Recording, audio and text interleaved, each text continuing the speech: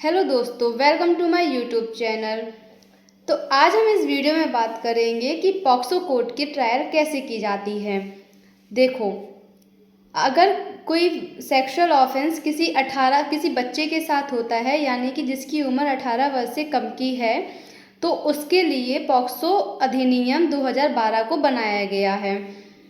इस एक्ट में जो भी ऑफेंसेस होते हैं वो विभिन्न धाराओं में परिभाषित किए गए हैं और इसमें सज़ा का भी प्रावधान दिया गया है। तो हम बात करेंगे, यदि कोई बच्चा 18 वर्ष से कम उम्र का है, तो यदि उसके साथ कोई सेक्सुअल ऑफेंस हुआ है तो उसको रोकने के लिए पॉक्सो एक्ट 2012 काम करता है।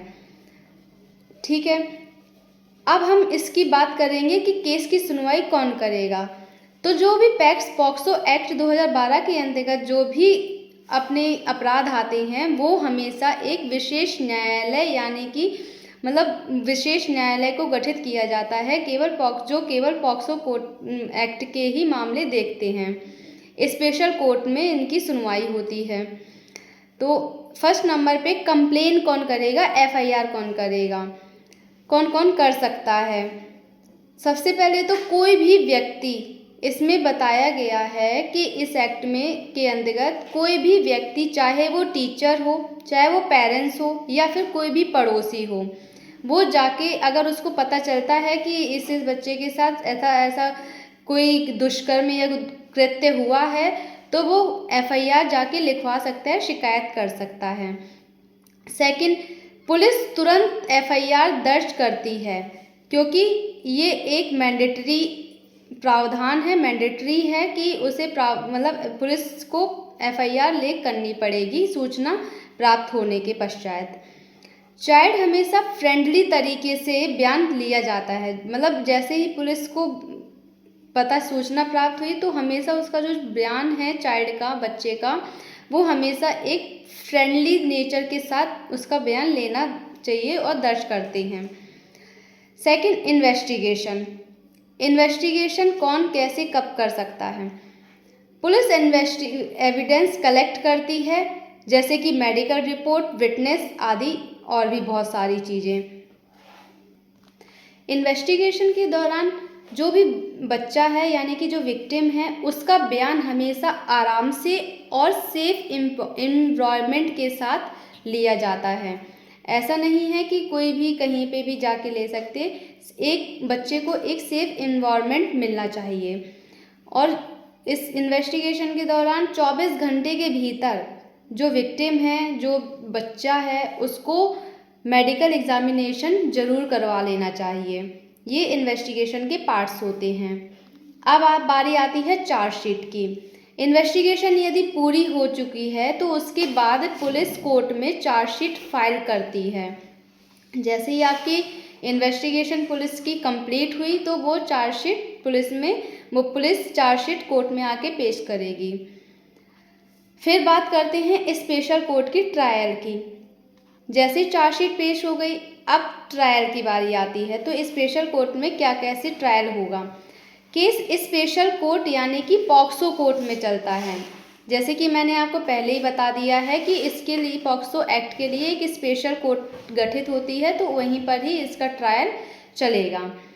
बच्चे को हमेशा एक्यूज्ड से सीधा नहीं, उसके सामने नहीं लाया जाता है, ताकि उसे कोई डर ना हो, उसको सेफ्टी का ध्यान रखा जाता है।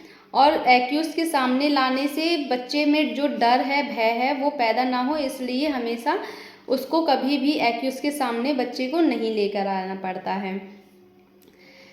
इन कैमरा प्रोसीडिंग होती है। जब भी पॉक्सो मामला होता है तो उसका हमेशा इन कैमरा प्रोसीडिंग होती है, यानी कि उसको पब्लिक वहाँ पे जब भी ट्रायल होगा उसमें पब्लिक अलाउ नहीं रहेगी। फिर आ जाते हैं फिफ्थ स्टेप पे, एविडेंस स्टेप। जैसे ही चार्ज फ्रेम हुआ उसके बाद एविडेंस स्टार्ट हो जाती है, अभियोजन साक्ष्य। अभियोजन साक्ष्य में स्टेटमेंट लिए जाते हैं, बच्चे का बयान होगा, बच्चे को जल्दी उसका बयान जो है वो रिकॉर्ड किया जाएगा। उसके बाद क्रॉस एग्जामिनेशन भी सेंसिटिव तरीके से होते हैं। ऐसा नहीं है कि उस बच्चे से रूड मतलब क्रूर अच्छी तरीके से व्यवहार किया जाता है। ऐसा नहीं है कि उसको बहुत बुरी तरीके से हम चिल्ला के पूछे या फिर उसको मतलब दबावपूर्वक बात। फिर जैसे ही एविडेंस या स्टेटमेंट रिकॉर्ड हो जाते हैं, फिर इसमें फास्ट ट्रायल का भी प्रावधान है। कोशिश पॉक्सो एक्ट के अंतर्गत जो भी मामले आते हैं उसमें कोशिश ये की जाती है कि हमेशा इसमें 1 साल के अंदर अंदर मामले को ख़त्म कर दिया जाए, मामले को हमेशा निपटारा कर दिया जाए 1 साल के अंदर अंदर। फिर जजमेंट क्या हमेशा कोर्ट एविडेंस देखकर ही फैसला देता है। गुनहगार होने पर सख्त सज़ा होती है, इम्प्रिजनमेंट दी जाती है या फिर फाइन मतलब आजीवन कारावास या फाइन, दोनों कोर्ट चाहे तो दोनों लगा सकती है या फिर कुछ वो कोर्ट के ऊपर उसके विवेकानुसार काम करती है। इसमें सज़ा दे रखी है इम्प्रिजनमेंट ऑफ प्लस फाइन का।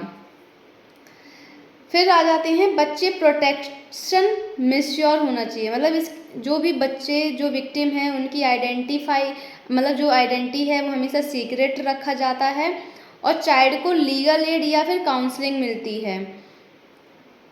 तो इन चीज़ों का भी ऐसे केसेस में ध्यान रखा जाता है।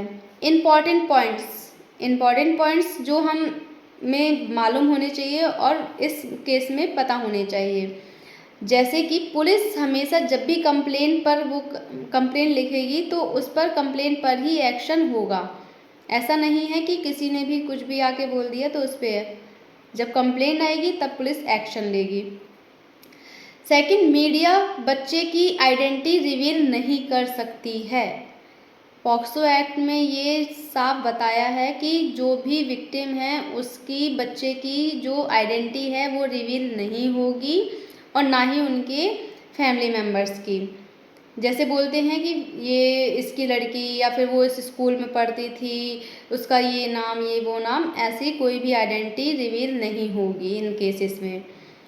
दूसरा, उसके बाद फिर लॉ पूरी तरीके से चाइल्ड को फ्रेंडली तरीके से हमेशा इन ऐसे केसेस में फ्रेंडली नेचर के साथ ट्रीट करता है। ऐसा नहीं है कि वो जैसे और अपराधियों के जो और लोगों के साथ रहता है वैसा नहीं है। इन केसेस बहुत सेंसिटिव केसेस होते हैं, बच्चे के साथ सेक्सुअल ऑफेंस असॉल्ट होता है, तो इसमें कई सारे चीज़ों का ध्यान में रखते हुए ट्रायल पॉक्सो कोर्ट में चलाया जाता है। यदि आपको मेरी इस वीडियो से कुछ सीखने को मिला है या फिर आपको मेरी ये वीडियो अच्छी लगी हो तो मेरे चैनल को सब्सक्राइब करें और इसको शेयर करें ताकि और भी लोगों को ये सी जानकारी प्राप्त हो। और